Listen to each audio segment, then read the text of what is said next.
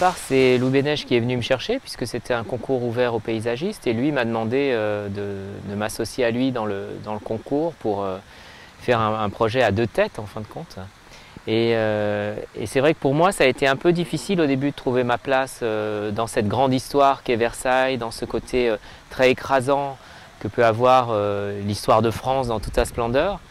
Donc j'ai cherché un peu comment le roi bougeait dans son jardin, comment il se déplaçait. Et c'est comme ça que je suis tombé sur cette écriture des pas de danse de Feuillet que j'ai voulu réinterpréter pour faire danser le roi sur l'eau. Donc c'est de là aussi qu'est née l'idée de fontaine. Au départ, j'avais plutôt une idée de sculpture. Et en fin de compte, les fontaines sont nées de ce dialogue avec le paysagiste.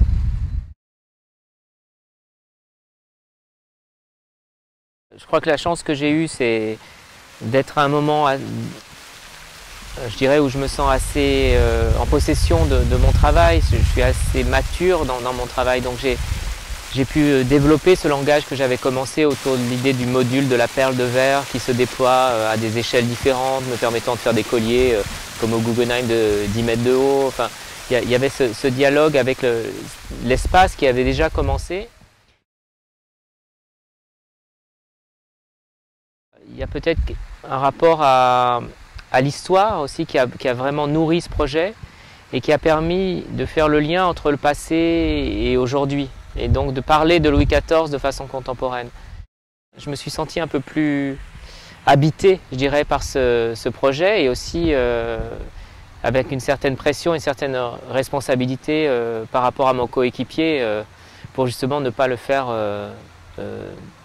qu'on gagne le projet ensemble et pas l'entraîner dans ma chute. Donc il y avait un vrai challenge aussi de ce côté-là. Il y avait le poids de l'histoire, il y avait aussi le fait de cette responsabilité de travailler à deux.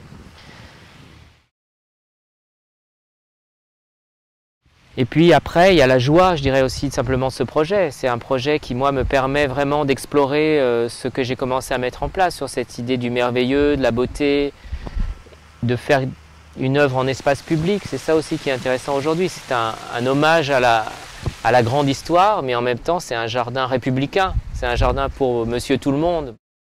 Avec Versailles, c'est aller aussi vers un public international et avec une vision mondiale. C'est vraiment quelque chose d'assez exceptionnel pour ça. C'est un projet dont je ne maîtrise pas l'ampleur, je dirais. Je ne sais pas ce que ça va pouvoir avoir comme répercussion. C'est tellement inouï. Le moment le plus émouvant, c'est quand j'ai pu planter cette tige de métal dans le jardin, mettre cette perle de verre, voir que c'était le bon matériau où tout ce ciel justement se reflétait, puisque quand vous voyez les fontaines aujourd'hui, vous voyez tout le ciel de Versailles à l'envers dans chaque perle. Donc c'était un choix, mais c'était aussi très émouvant d'être là sur ce terrain qui avait foulé le nôtre, et moi en tant qu'enfant de la République, justement, avoir le droit, l'autorisation de fouler cette terre. Et ça, c'était un moment assez émouvant. Et l'autre qui était assez incroyable, c'est cet été, quand on a mis en eau les fontaines, quand j'étais avec mes cuissardes dans l'eau, que je réglais les jets d'eau, que je prenais un grand bain à Versailles, et ça c'était formidable, c'était une sorte de rêve d'enfant, il y avait quelque chose de complètement enfantin et joyeux, et je crois que j'ai jamais autant ri depuis tant d'années, quoi. Ce projet pour moi c'est aussi une renaissance à la joie, au bonheur, et j'espère que ça va se transmettre. Pour moi, ce qui est assez troublant, c'est que ce message qui pour moi est un message politique, de réenchantement, d'émerveillement, d'arriver à se proposer au public quelque chose qui les amène hors du monde, puisque le monde est quand même assez triste aujourd'hui, d'arriver grâce à ce projet à le diffuser à grande échelle, et ça c'est incroyable.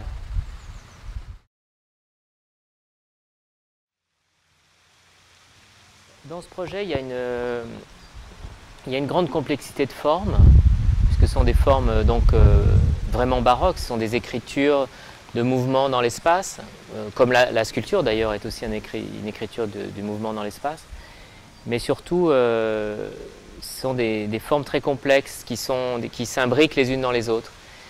Donc j'ai voulu utiliser un rapport chromatique assez simple, qui était justement l'or, puisqu'il y avait cette évidence par rapport à Louis XIV, c'est la couleur et la matière du roi Soleil. Et le bleu, puisque c'est la couleur de la royauté, et c'est aussi une couleur qu'on avait trouvée avec Louis Bénèche quand on avait fait les fouilles ici du terrain. On a retrouvé des tessons de verre bleu qui habillaient les fontaines de Lenôtre. Donc c'est ce verre bleu que j'ai fait copier à Venise pour faire renaître un peu ces souvenirs d'antan qui ont été remis à jour dans ces fontaines. Et les 4 perles bleues qui viennent je dirais, ponctuer le bassin et qui sont le point de départ des 3 danses. Ce sont des perles qui ont été placées à un emplacement précis où étaient les fontaines à l'époque de Lenôtre. Il y avait 4 fontaines qui étaient celles des enfants jouants. Et donc, regardant le bassin contemporain aujourd'hui, vous voyez qu'à cet emplacement des perles bleues, vous pouvez dire qu'il y avait 4 fontaines.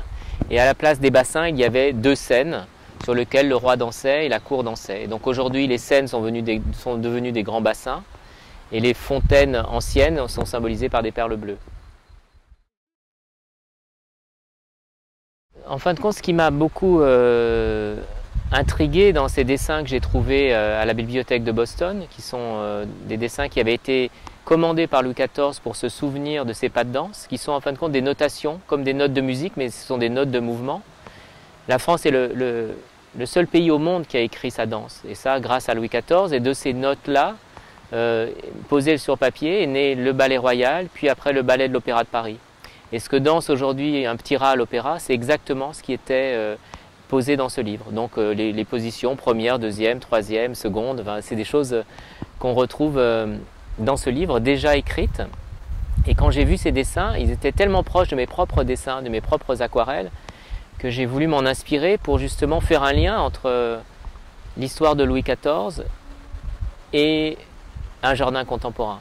Parce que je pense que le seul sujet dans tous ces bosquets, ici à Versailles, depuis Louis XIV, mais aussi bien sous Louis XV, sous Louis XVI, même jusqu'au XIXe siècle, ont été le grand roi. Chaque fois, ça a été un hommage à Louis XIV. Et donc aujourd'hui, je me sentais presque un devoir de parler de Louis XIV d'une façon contemporaine. Et donc ça a été très difficile au début de trouver comment trouver ma place dans un jardin contemporain, et en plus dans un jardin contemporain qui doit faire un hommage à l'histoire. Voilà.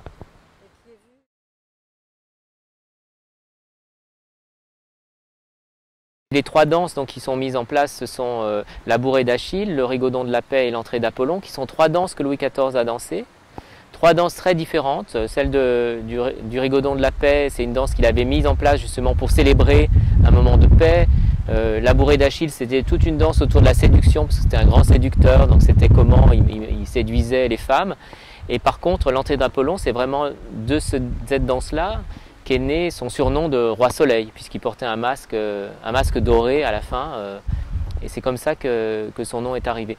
Donc toutes ces petites histoires font que ces œuvres que vous voyez qui sont complètement contemporaines, complètement miennes, elles ont aussi une vraie réalité dans l'histoire de Versailles, et je l'espère, elles vont apprendre des choses aux gens qui viennent visiter Versailles. Ils vont découvrir un autre pan de Louis XIV qui était un amoureux des arts.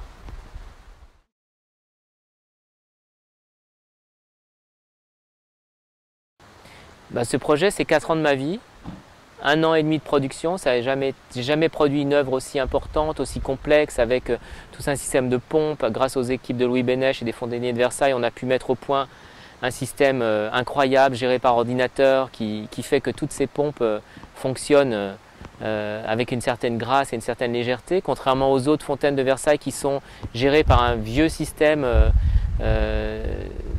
de déplacement d'eau qui existe depuis l'époque. Donc on est dans quelque chose en même temps de très comme ça gracieux et en même temps d'hyper technologique.